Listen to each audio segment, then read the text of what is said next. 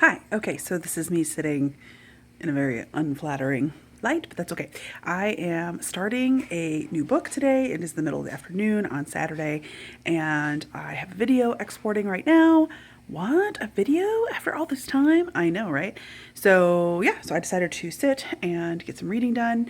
I lit a candle and I'm right by my bookshelf, and it's sunny and warm here in the living room. So I am going to be starting, I don't know if this will show very well, Payback's a Witch. I honestly don't know that much about it other than I think it's supposed to be a rom-com, and it's like paranormal-y because it's got a witch and magic. I first heard about this on, oh, sorry for that camera angle. I first heard about this on Noelle 7 Pages channel, I think, and it was instantly available through my library, and I thought, okay, I want to try this too. And then I saw that there's going to be a live show discussion from the Winers Book Club tomorrow on Sunday. So if I can finish this whole book today and tomorrow, then I can participate in the live show discussions happening tomorrow night. So I'm just going to dive right in and hopefully try to update relatively regularly. So see you in a bit. Sun keeps moving. I have just finished the first 2 chapters of Payback's a Witch. I'm only at 10%. So far, I'm liking it. I'm intrigued. It's definitely giving me John Tucker Must Die vibes. I'm kind of interested in this world and how there's multiple families and they all have sort of different magical strengths. That sounds super interesting. We've met the guy that our main female character used to date and sort of the reason why she's left town for years, and he seems to be a real treat. She definitely, cut her losses there. But so far I'm finding the writing to be really descriptive, sort of overly descriptive, almost okay, I know thesaurus exists, but you don't have to use it for every page. But I mean, maybe that's just me and just because it's the start of the story. So I don't know. We'll see, and I'll try to tune back in maybe closer to 40% or after something dramatic has happened.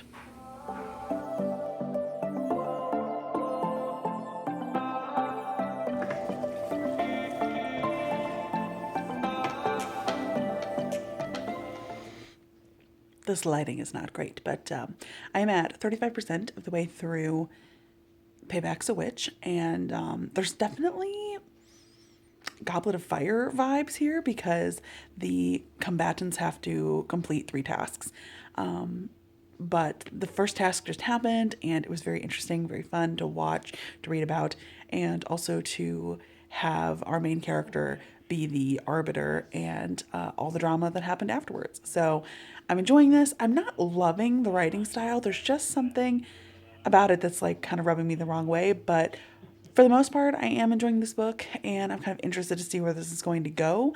I think it's an interesting blend of magic and old-fashioned words and sort of contemporary feelings and sentiment. And I think I think it's a nice blend. I think it's a nice blend of what's kind of currently happening, and someone who I could see having a cell phone and access to YouTube, how they would kind of incorporate that into their ancient witchy ways. So I'm enjoying this, and I'll tune in again in a bit. Okay, this lighting is terrible, but I just wanted to do a quick update. I have just finished chapter 18 in Payback's a Witch. I am about 58% of the way through the book, and I am enjoying it. I think I said in my last update, it definitely has a competition in it, and there are 3 tasks to complete, and our main character, Emmy, is the judge. She's the arbiter, which I think is kind of an interesting position for our main character to have, because I feel in most of the books that I've read, the main character is not the judge, they're a participant. So I definitely feel the main character, Emmy, has multiple times said that the Harlows, her line, are just the arbiters, and they're the weakest ones, and they're not really part of the group, they're not really part of the competitors. And I feel something is going to come out of that she's going to kind of come into her own, kind of realize it's not a triangle with her part being kind of separate, but it's actually, some sort of square or quadrangle with Harlow's still being pretty important. So I hope that that comes true. But yeah, I'm enjoying it. Like I said before, I think the writing style is enjoyable and interesting, and there's definitely a ton of like sexy flirtation and banter that's very fun to experience and read about. But also, I think it's just a hair over descriptive, and it does feel a little bit like this author just like busted out a thesaurus in some places, and I'm like, I don't even like know that word. Why would anybody be using that word in casual conversation? So there's just like that element, but for the most part, I'm enjoying it. Things are heating up a bit between Emmy and the love interest, and so we shall see where that goes. I would like to think that it's like all good, but there's also this tiny little part of me that's kind of like, is Talia not going to be as good of a person, and like, I don't know, kind of ultimately try to betray Emmy? And I would like to think not, but we shall see. So I'm enjoying it.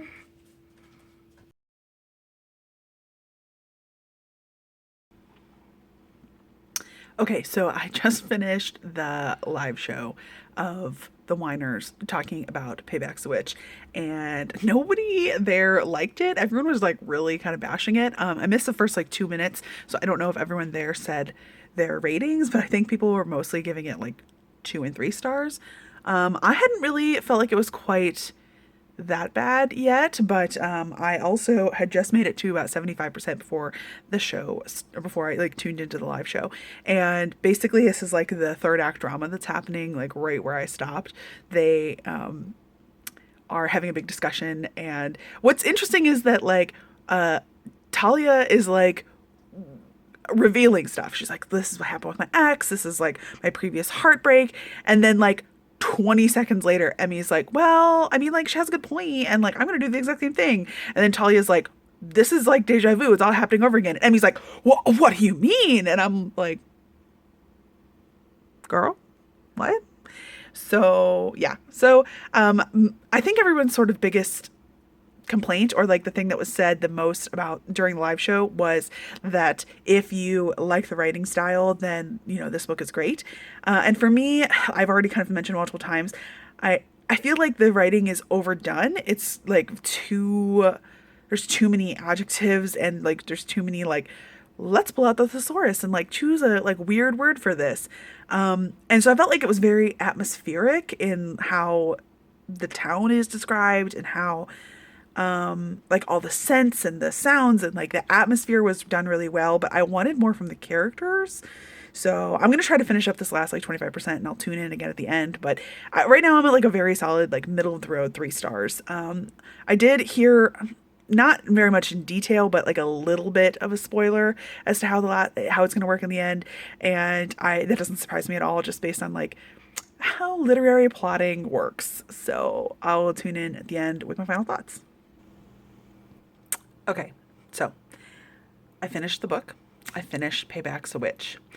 Uh, and it just, for me, it's just so like middle of the road. I had frustrations with writing styles, I pointed out.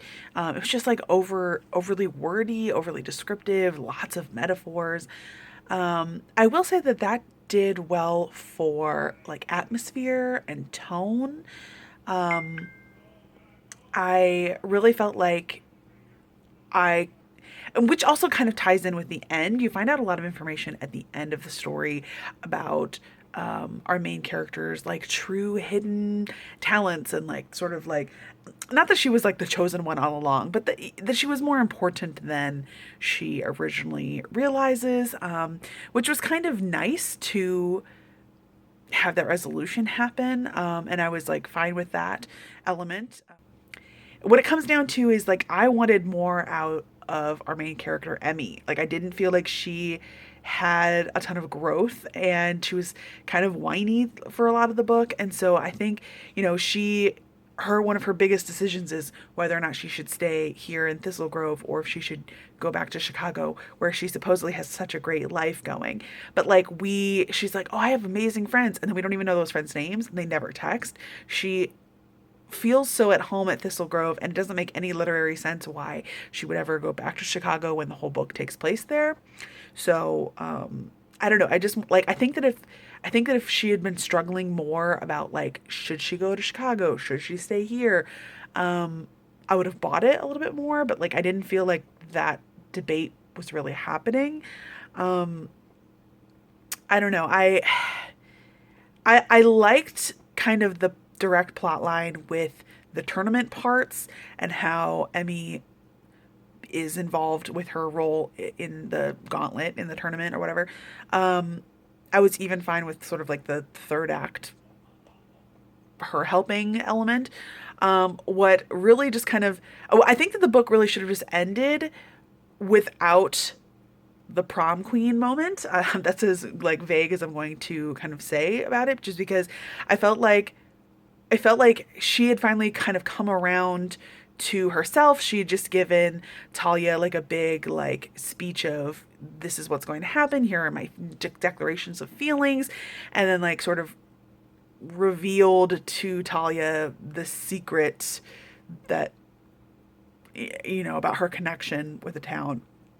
And I don't know, I just like really felt like the like prom queen moment was like overdone and unnecessary, and people being like, you earned this, and I was like, she did. She did. She's been kind of a jerk this whole book. So I don't know. For me, it's just like a very like middle of the road. Which is kind of a bummer because I really feel like it was cool to have an atmospheric book, very Halloweeny. I actually liked the magic elements. I thought it was kind of cool. Not very well explained in that like there are spells and they apparently do have names, and sometimes you need to like know the spell and do the spell properly, and sometimes you can just like push your magic at it. Like I guess inherently I always find magic systems interesting, but like, and like the little hints of world building that we got in this book I thought were cool, but like I don't know, I just was underwhelmed with the characters and the development. And as a romance, I felt like it was also pretty weak. I It's very clear that Talia and Emmy have some like attraction and flirtation, and like the whole time they're just like panting after each other, but they really like I never felt like I got to know either Emmy or Talia, and I didn't feel any emotional development between the two of them. It was just tension and flirtatious banter that culminated in sexy times that were fade to black, by the way. So I don't know. For me, this was like a very middle of the road, probably something that I will not remember 6 months from now. There does appear to be a sequel, and I am not interested in reading that. So yeah, for me, this was interesting, but not very successful. And, I'm going to go with like a 3-star kind of middle of the road review, rating, whatever. And yeah, let me know if you have read this book, what you thought down in the comments. It seemed like most of the people in the Whiners really hadn't enjoyed it. And I thought it was really interesting that Noelle from the channel Noelle 7 Pages, she was the one who I saw had read this book, and actually she gave it like 5 stars on her Storygraph. And so I was like kind of surprised about that, just because that was not my viewpoint. But anyway, if you've read this or have a better witchy recommendation, please leave that down in the comments. I would appreciate it. Don't forget to like and subscribe, and I'll see you next time. Bye.